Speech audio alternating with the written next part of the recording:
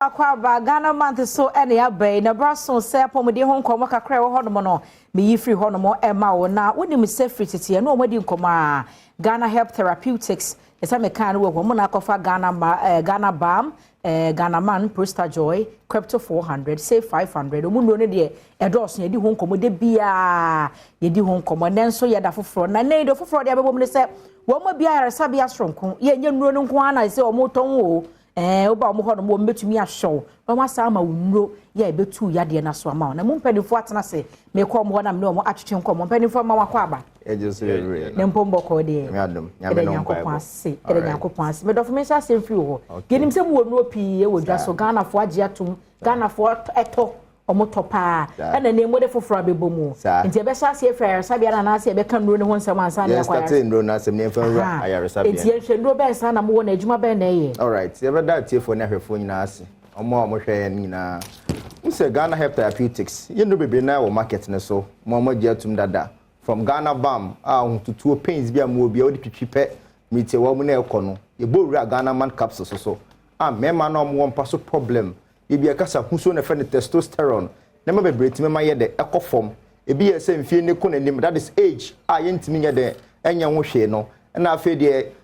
mema ho de kofom e won paso se wo no ba ekompam ati na ho asane first no kompam a se na be ma ne timi sori ma na wa entisa no ahuso na ye kan ho asem no ne ma bebreti ma ye de ekofom yare wakwa se diabetes the hypertension you say okwa yare sabe ni bebre na wo sa yare on sane mani nyina etima e be ma ho de ekofom de sa eya bio ne se unim se do na ye fa wo hospitals e dey treat this diabetes the hypertension no research scratch say tibi how testosterone level no e ma be ma ho de ekofom ti Ghana Man capsules bae no omo saka bi no omo no me ye no omo frɛ no me dia danse se na no ma hu so ne fa testosterone no e mo apagya ama na omo kompa so a se na omo yere ebo omo samrane ade chi a omo kɔ adwuma meba fie no na adwani si table no so yedidi ne yepa omo hu nyina no na no mo sa hu that experiences no ni nyina no Ghanaherb for yedi no ni bae ama mo gitu mu ye bowura mu so ewo Prosta Joy aye tufo se obema bia o prostate gland ni bi o ni padua dim enfie from 35 ekɔ no ehu hia so benya Prosta Joy bi na de na wono nom na de siesie wo de abo ho ban na wanya prostate problem obu wo se wate prostate no na obu ko onim adwuma ye de eye o da oju so twa anase na adwuma eye ne se obema uno ba hia mu no unsenso bi firi bema ni mu ba ye frɛ ni semen ena contain emmoa na ye frɛ no sperm no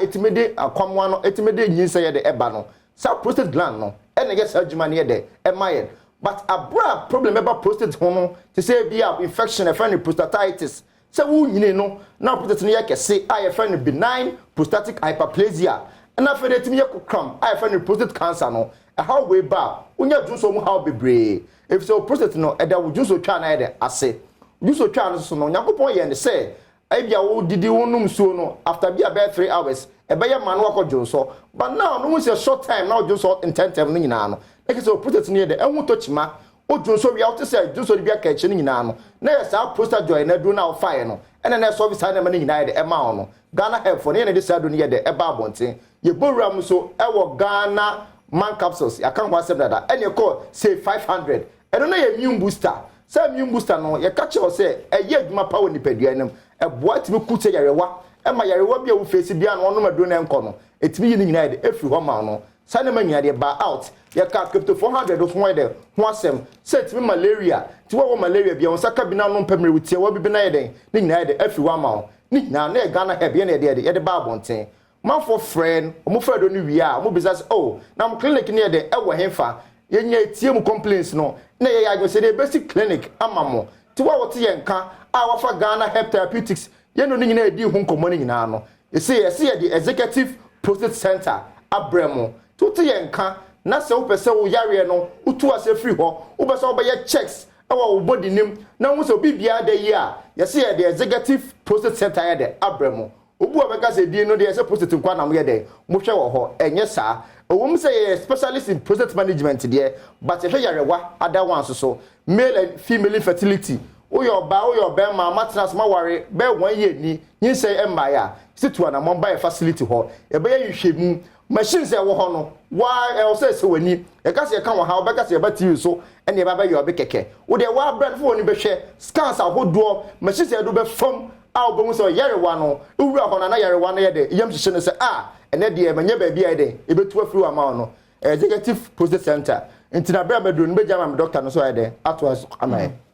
yo say ye to aso de a ye ma obi biara ate ase say ye nro no ye nsesa no ekwan dada na ye kyerem mo say ye the special processes na e develop ye nro ni na no sa kwan na na eguso e de ye nro no efim abefo nyansa pen hwehwemu any extraction methods are ye use ntino yenro no e dance na ano ohye eye tatahwe enti say ye betena studio ha say efide kese mu ha say na say ye bo wo yare so say yenro no ebetumi aboawo eyi wo yare nyina efide efiwa etiefo muntie yen na muni na muntungu yendro ni so na monom efa mayen yendro no say 500 no e no no bebe kan wasem tewu say 500 we na ye immune booster ya kan wasema ka edro we ekrofo a ejene de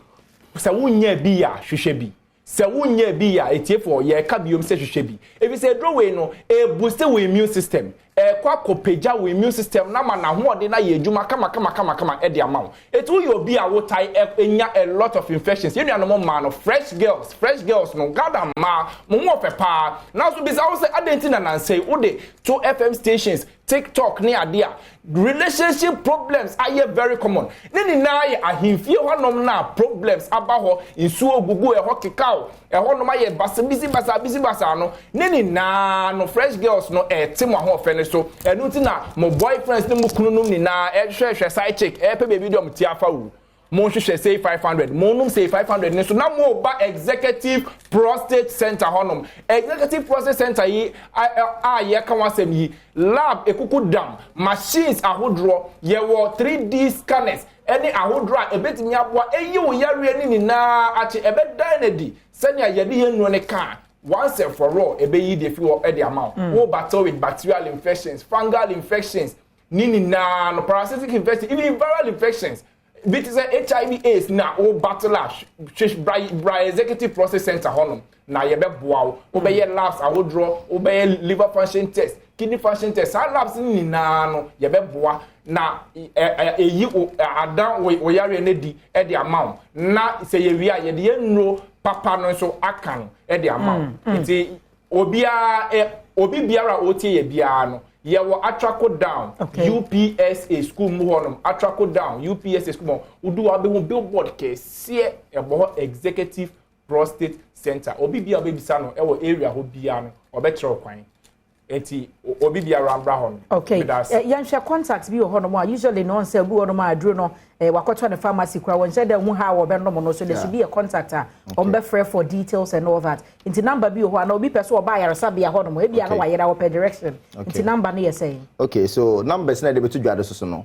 de eye wo ho ne say enye se bia receptionist bi na be pick calls no okay ya doctors number na ye den e di tudwa to friend na e betima ginchemu na wo pe no na ya kyewe dondodo a wo be fa na ye one thing about ye drone no ho say enye se bia ye to chacha wo ye ndro no ho efe bibi therapeutic dosing e calculate hu say drone a wo fa no yarewa we no hia bia drone baako ana hia bienu oba ya say ho so a ye check weight e ma wa drone per kilogram body weight tie the size e wa ye drone nim dose ni nyina ho to friend na e ji nchemu na ye be che dodo aye de obefa numbers no e 0244 72 7028 0244 72 7028 there was 030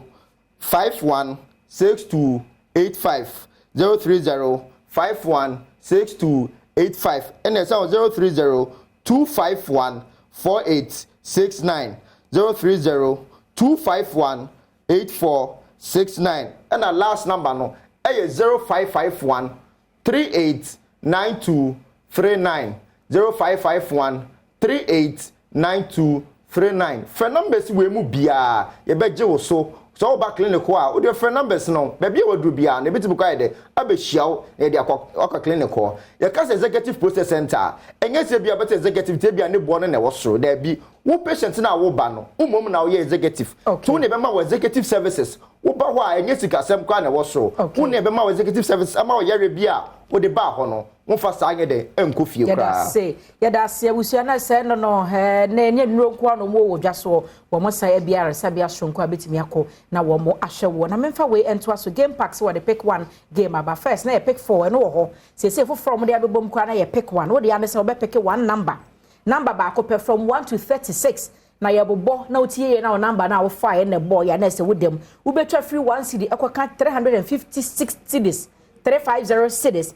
na betima rene 26 times of the ewucha ye no me sure kai sa Adom TV abo 9 ya 9 say ye boy 12 ye bebo na 6 pm so ye be sign abo game pack more mula more power kai say we National Lottery Authority no wo mo age atumunya mfinhia du ngoche a wonka ho piwak fonso na free wo na kofa 3p garlic mixture bedwa so 100% garlic extract and a natural plant juice na we ye yade strong konkon na esa wa high blood level no benya bi pepianom high sugar level wa ye kese abro so wa stroke utata wo so awafu aye kakraka abro so apesa wo twen no na ese no 3p garlic mixture mesro abuso e wo herbal chemical na fe license shops nyina emu for piwak 0246 928 824 and 0201 000 ese piwak aduro no 3p garlic mixture no manaya odada aduro Franco so na free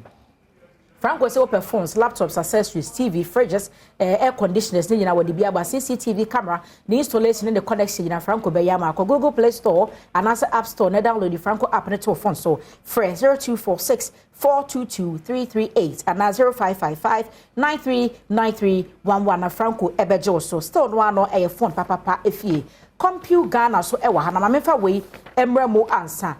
Kel brands na free Kel say omo the toothpaste for abedwa so eye Kel 360 toothpaste we na beba busua ni nyina ho ba mo fa dwetire mo si anopa na adwumre enkwada de ho Kel kit toothpaste eye strawberry flavored ye be ma akoda ne kon bedo kra so betwitwi ne sin omo mfie ni 2 to 6 years omo de na Kel chocolate toothpaste so eno na bidie wo ma wo sen e pai fitan me so o pedo do atu afre Kel for 059 380 9227 and 0246 865-798. Abusia Ghana month muni ewono na ye lecturer baako